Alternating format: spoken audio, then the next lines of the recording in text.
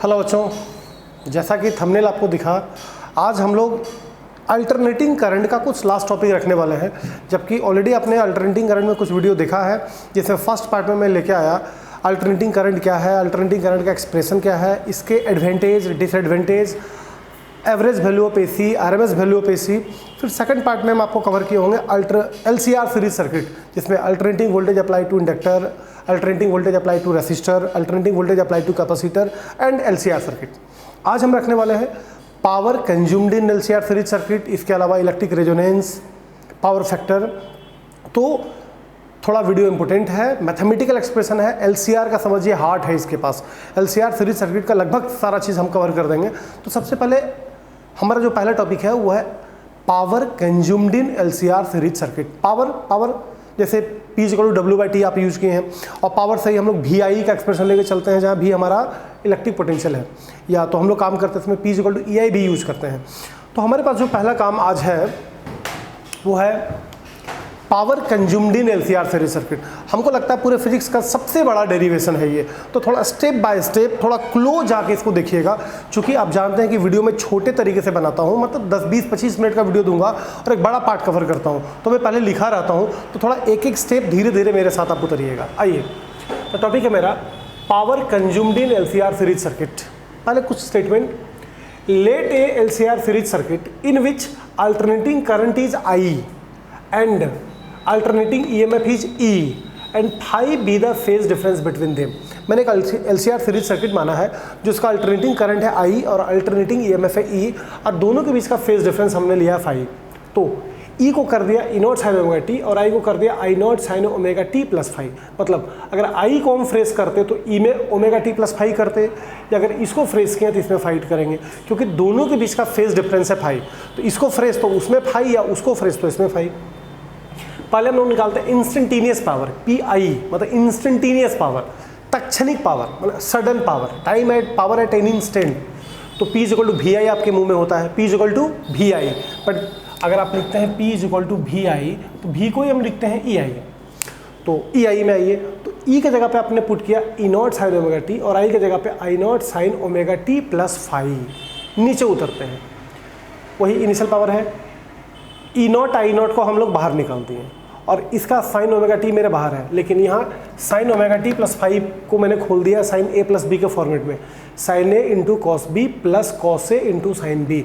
Sign A plus B खुलता है sine A into cos B plus cos A into sine B. अब क्या किया, E0 I0 को बाहर किया और साइन ओमेगा टी से दोनों में मल्टीप्लाई किया। तो यहाँ किया तो साइन स्क्वायर ओमेगा टी, और जब यहाँ किया तो sign omega T into cos five, cos omega T into sine five. मतलब मैंने इसको दोनों में इंटू किया।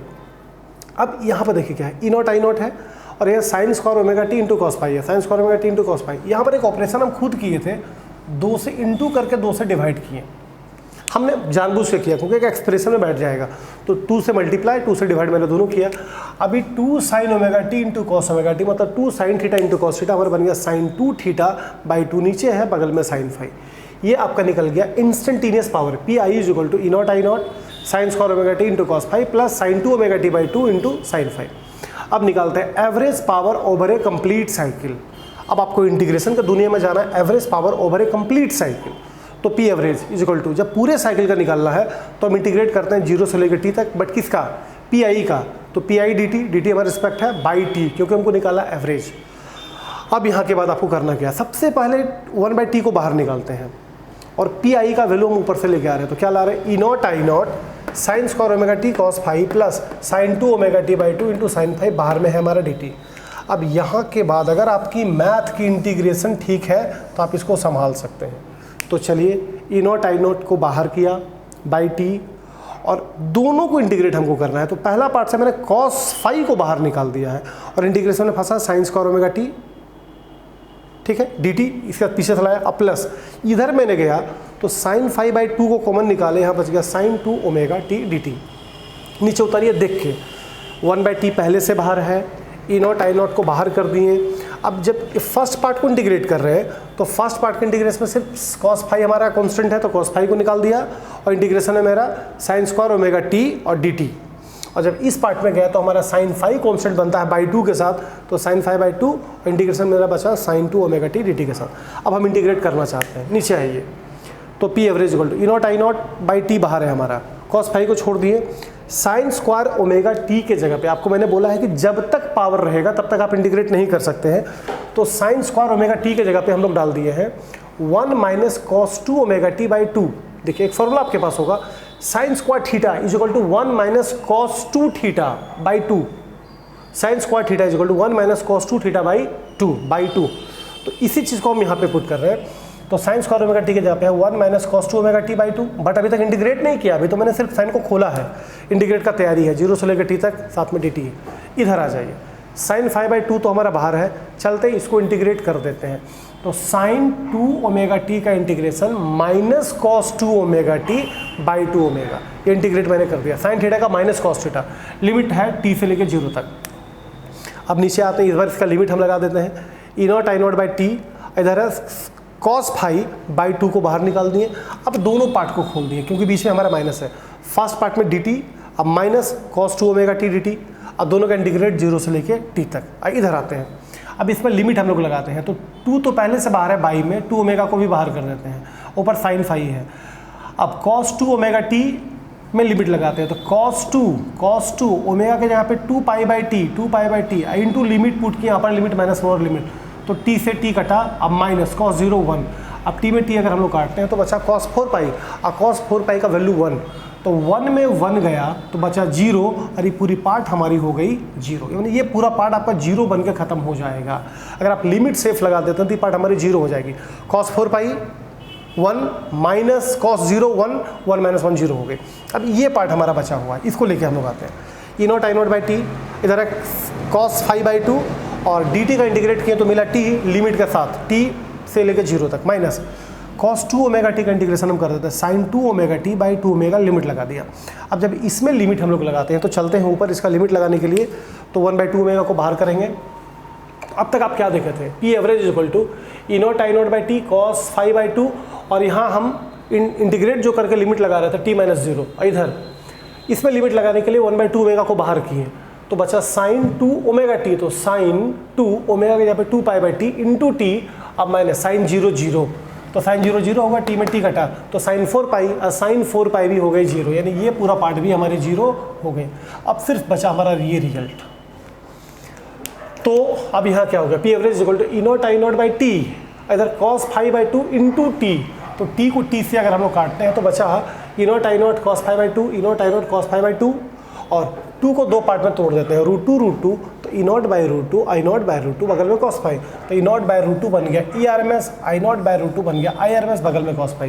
यानी कि जो रिजल्ट आपके सामने आया है, पीछे जा सकते हैं, पीछे जाइए एक बार फिर, चूंकि हम आपको बोलते हैं इसमें 0% केमिस्ट्री, लगभग 15 से 20% फिजिक्स, और लगभग 90% 80 से 90% तक आपका मैथ है। तो इसमें मैथ है तो इसमें मैं क्या करूं, आप मैथ्स में इंटीग्रेशन कर रहे हैं तो धीरे धीरे करके आप इंटीग्रेशन कीजिए, सिर्फ मैंने 2 पार्ट में इंटीग्रेशन किया है, और दोनों पार्ट में जब लिमिट पुट कर रहे हैं तो हमारी बन जा रही है 0, तो रिजल्ट हमारे पास है P average is equal to E R M S I R M S cos phi. But आगे थोड़ा बढ़ते हैं, जिसमें कॉस फाई को कहते हैं पावर फैक्टर, कॉस फाई बना हमारा पावर फैक्टर। बट अब पावर फैक्टर पे बहुत सारे ऑब्जेक्टिव क्वेश्चन का सामना आपको करना पड़ेगा, तो पावर फैक्टर क्या है? Power factor of LCR series circuit is defined as it is the ratio of true power to the apparent power, या तो virtual power, it is the ratio of true power to the apparent power. इसको क्या कर रहे हैं, P is equal to E R M S I R M S cos phi. अब यहाँ से कॉस फाई को पकड़ लीजिए, तो cos phi is equal to P by E R M S I R M S. E R M S I R M S को आप भी आर एम एस भी बोल सकते हैं, P इज इक्वल टू भी आई, इसको हम लोग भी आर एम एस भी लिख सकते हैं, जिसमें ऊपर वाला एवरेज पावर को बोल रहे हैं ट्रू पावर, और नीचे वाला आरएमएस पावर को बोल रहे हैं वर्चुअल पावर, या तो एपरिएंट पावर। हो गया पावर फैक्टर, मतलब cos phi is the ratio of true power to the virtual power, true power to the apparent power. अब पावर फैक्टर के बारे में 4 line, very important line, objective based line. पहला, पावर फैक्टर का value always positive, not more than 1। Power factor is always positive, हमेशा positive होगा और कभी भी 1 से ज़्यादा नहीं होगा। दूसरी, a circuit having only pure inductor और pure capacitor, then power factor is 0। क्यों? अगर किसी सर्किट में खाली इंडक्टर हो या खाली कैपेसिटर हो, तो जैसे मान लीजिए एक्स एक्सिस में था आपका I और अगर खाली इंडक्टर होता है ऊपर की तरफ तो एंगल 90 यानी फाई 90 मिलेगा। अगर फाई 90 हो गई तो कॉस फाई को कर देगा 0। और खाली कैपेसिटर भी होगा तो फिर भी एंगल 90 मिलेगा, फाई 90 फिर भी कॉस फाई को कर देगा 0। तो ये circuit having only pure inductor और pure capacitor, then power factor is 0। Power factor cos phi 0 होगा, फाई तो यहाँ 90 हो रही है। If a circuit having only pure resistor, खाली रेसिस्टर होगा, देन फाई 0, क्योंकि रेसिस्टर हमारे एक्स एक्सिस में था आई के साथ, तो फाई 0 होगा और पावर फैक्टर हो जाएगा 1।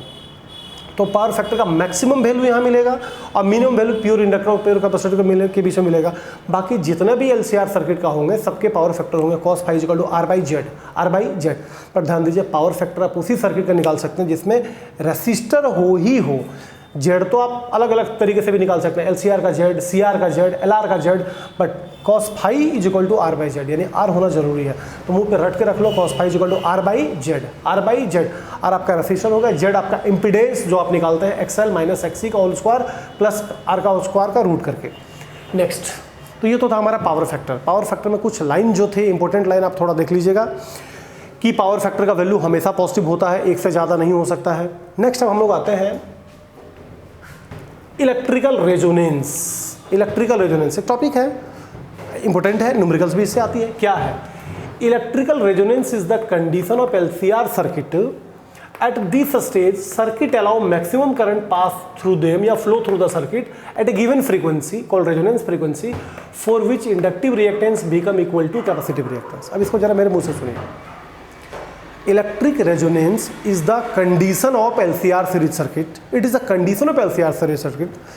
At this stage, circuit allow maximum current flow through them. Circuit से maximum current flow होती है at a given frequency called resonance frequency, and inductive reactance become equal to capacitive reactance. Inductive reactance और capacitive reactance दोनों हमारे आपस में बराबर हो जाते हैं। तो थोड़ा गौर करें, Z is equal to XL minus XC का होल स्क्वायर प्लस आर का स्क्वायर हम लोग जानते हैं। अगर एक्सएल एक्सी दोनों आपस में बराबर हो जाए तो ये तो दोनों खत्म हो जाएगी, जैसे 2 माइनस 2, 5 माइनस 5, 10 माइनस 10 तो खत्म हो गई। तो सिर्फ जेड में मिलेगा आर स्क्वायर का रूट, तो रूट से हमारा ये खत्म हो गया, स्क्वायर से रूट खत्म हो गया, यानी कि Z is equal to R. तो अगर सर्किट हमारा रेजोनेंस पर है तो इम्पीडेंस हमारा आर के बराबर हो जाएगी। बता, अगर सर्किट हमारे रेजोनेंस पे है और हमसे इम्पीडेंस पूछता है, जेड पूछता है, तो जेड हमारे आर के बराबर होगी। लेकिन एक चीज़ और, जो आप इंडक्टिव रिएक्टेंस और कैपेसिटिव रिएक्टेंस को बराबर किए तो उससे क्या निकलेगा? XL is equal to L omega, XC is equal to 1/c omega. Omega दोनों को ऊपर ले गए, एल को नीचे लाए। अब ओमेगा का स्क्वायर को इधर हम चढ़ाए, 1 का रूट अंडर एल सी, 1 का रूट खत्म हो गई। ओमेगा को खोल दीजिए, 2 पाई न्यू, इधर 1/रूट अंडर एल सी। अब न्यू को पकड़ कर 2 पाई को नीचे ला देते हैं, nu naught is equal to, अब इस न्यू को थोड़ा इज्जत दे दिए रेजोनेंट फ्रीक्वेंसी के नाम से, तो nu naught is equal to 1/2 pi root under L C. This is resonant frequency, this is resonant frequency 1/2 pi root under L C. एक चीज़ गौर करके देखिए, पूरा रेजोनेंस फ्रीक्वेंसी हमारा रेसिस्टेंस पे डिपेंड नहीं कर रहा है, कहीं एल पे है, सी पर है। तो एक लाइन मैंने लिखा है कि resonant frequency not depend upon R, इसका वैल्यू आर पे डिपेंड नहीं करेगा, बट फ्रीक्वेंसी का जो शार्पनेस है वो आर बढ़ने के साथ बढ़ती है। जैसे हम दिखाते हैं कि अगर इस पर मैं चलाता हूँ फ्रीक्वेंसी, इस पर चलाता हूँ करंट, तो अगर फ्रीक्वेंसी बढ़ रही है तो करंट का वैल्यू भी बढ़ा है, लेकिन जिस समय रेजोनेंट फ्रीक्वेंसी आने वाला होगा उस समय देखिए शार्प सबसे ज़्यादा चढ़ा हुआ रहेगा, यानी कि R3 सबसे ज़्यादा, R2 थोड़ा कम, R1 सबसे कम। तो जहाँ पर रेजोनेंस फ्रीक्वेंसी पहुँचेगा उसमें ग्राफ जो होगा फ्रीक्वेंसी का सबसे शार्प हो जाएगा। तो ये था हमारा resonance frequency. Electric resonance is the condition of LCR series circuit. At this stage, circuit allow maximum current pass through them for a given frequency, जिसको रेजोनेंस फ्रीक्वेंसी कहते हैं, and inductive reactance become equal to capacitive reactance. एक topic और है आपके पास, LC oscillation. देखिए ये आउट ऑफ सिलेबस है, सिलेबस में हमारा है नहीं, बट फिर भी कुछ जानकारी आपको चाहिए क्योंकि हमारा बैक सिलेबस में था। एलसी ओसिलेशन होता क्या है? एलसी मतलब वही इंडक्टर कैपेसिटर, ओसिलेशन का मतलब घूमना, आगे पीछे होना। तो इंडक्टर स्टोर मैग्नेटिक एनर्जी और कैपेसिटर स्टोर इलेक्ट्रिक एनर्जी। तो एनर्जी में जो कन्वर्सन होता है magnetic energy into electric energy into magnetic energy में इसी इंटर कन्वर्सन को या एक्सचेंज को हम लोग बोलते हैं एलसी ओसिलेशन। तो it is produced by exchange of energy between a capacitor which store electric energy and inductor which store magnetic energy. तो इंडक्टर के मैग्नेटिक एनर्जी का कैपेसिटर के इलेक्ट्रिक एनर्जी में और कैपेसिटर के इलेक्ट्रिक एनर्जी का inductor के मैग्नेटिक एनर्जी में कन्वर्सन को ही बोलते हैं LC oscillation. Half C V square, capacitor store electric energy, half L I naught का whole square, inductor store magnetic energy, energy में इसी एक्सचेंज को बोलते हैं एलसी ऑसिलेशन। इसके लिए एक सर्किट हम लोग यूज करते हैं, टैंक सर्किट। एल एक प्योर इंडक्टर प्योर कैपेसिटर का एक सर्किट होता है, टैंक सर्किट। अब इस पिक्चर को थोड़ा देखिए, इस पिक्चर में एक कैपेसिटर भी है, इंडक्टर भी है, बट यहाँ पर कैपेसिटर है चार्ज, इंडक्टर है अनचार्ज, माने यहाँ पर पूरी भरी हुई है इलेक्ट्रिक एनर्जी, मैग्नेटिक एनर्जी नहीं है। सो चार्ज मैक्सिमम, बट इसका टोटल इलेक्ट्रिक एनर्जी कन्वर्ट हो गया मैग्नेटिक एनर्जी में। अब देखिए ये लग रहा है डिस्चार्ज, ये चार्ज फ्लो कर रहा है, मतलब इसमें करंट फ्लो हो रही है, तो ये एनर्जी टोटल इसमें कन्वर्ट हो गई, यानी half C B square convert into half L I naught का होल स्क्वायर, यहाँ हो गया करंट मैक्सिमम, जबकि यहाँ पे था चार्ज मैक्सिमम। फिर ये एनर्जी अब इसमें कन्वर्ट हो जाएगी। अब देखिए फिर चार्ज फ्लो हो गई, charge maximum but opposite direction से। गौर कीजिए, यहाँ प्लस माइनस था, यहाँ पर माइनस प्लस हो गई, चार्ज मैक्सिमम।